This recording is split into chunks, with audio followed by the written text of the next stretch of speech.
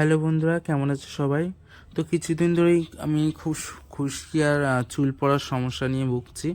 তার জন্য আমি যে হোম রেমেডিটা বানাতাম সেটাই আমি আজকে আবারও বানাচ্ছি, তাই ভাবলাম তোমাদের সাথে শেয়ার করি। এটা আগে আমি সপ্তাহে একবার করে মাখতাম, তার জন্যে আমার এই কোনো খুশকির আর চুল পড়ার সমস্যা ছিল না। তাই আমি ভাবলাম আজকে যেকালে করছি আবারও আমি, তাই তোমাদের সাথে শেয়ার করি। এটা আগে যখন মাখতাম আমার কোনো সমস্যা ছিল না, মাঝখানে ছেড়ে দেওয়ার কারণে আবার এই সমস্যাটা দেখা দিয়েছে। কিছুই নাই, প্রথম 100 গ্রাম মতন টক দই আমি ভালোভাবে ফেটিয়ে নিয়েছি। তারপরে এই হিমালয়ের যে অ্যালোভেরা জেলটা কেমিক্যাল ছাড়া, তো এইটা আমি 1 চামচ মতন দিয়ে এর মধ্যে ভালোভাবে এটা ফেটিয়ে নেবো। তোমরা চাইলে যে গাছে যে অ্যালোভেরা জেল হয় ওটাও দিতে পারো, ওটা আরও ভালো, ন্যাচারাল ওটা।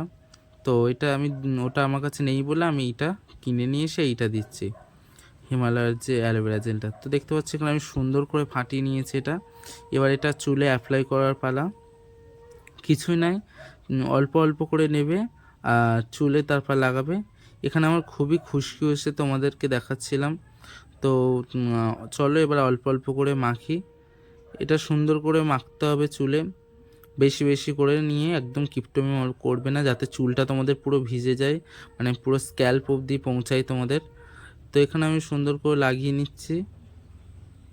এটা লাগিয়ে আমি এর আগেও অনেকবার খুব সুন্দর কাজ পেয়েছি, তাই ভাবলাম তোমাদের সাথে শেয়ার করি। কারণ তোমরাও ধরো আমার ফ্যামিলি মেম্বার মতন, যারা আমার ফেসবুকের ফ্যামিলি বলো, ইউটিউবের ফ্যামিলি বলো, তো তাই ভাবলাম তোমাদের সাথে শেয়ার করি। দেখতে পাচ্ছ আমি খুব সুন্দর করে মাথায় লাগিয়ে নিচ্ছি। এইটা লাগিয়ে খুবই আমি কাজ পেয়েছি, তাই তোমাদেরকে আমি রিকোয়েস্ট করব, তোমরা যদি এই সমস্যা নিয়ে ভোগো তোমরাও একবার অবশ্যই এইটা হোম রেমেডিটা করতে পারো। তো এখানে দেখতে পাচ্ছ আমি 10 মিনিট মতন শুকিয়ে নিয়েছি। প্রায় 10 থেকে 20 মিনিট আমি রেখে এটা ভালোভাবে শুকিয়ে নিয়েছি। চলো এবার শ্যাম্পু করেছে তোমাদেরকে দেখাচ্ছি।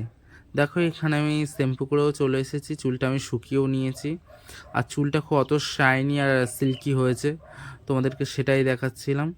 খুবই কাজ পেয়েছি এটা আমি, মানে এইটা আমি করে। তো তোমাদেরকে অবশ্যই বলবো যে তোমরা যদি খুশকি আর চুল পড়ার সমস্যা নিয়ে ভোগো, তোমরা অবশ্যই মানে এইটা করতে পারো, এই হোম রেমেডিটা।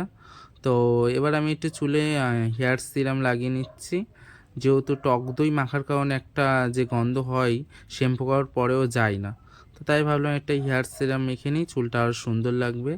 তো এবার আমি হেয়ার সিরামটা মেখে চুলটাকে একটু ছেনে নিচ্ছি। তো এই হোম রেমেডিটা কেমন তোমাদের লাগলো অবশ্যই কমেন্ট করে জানিও, ভালো লাগলে একটা লাইক করে দিও। তো সবাই অবশ্যই এটা করো ঘরে। আজকের জন্য টাটা।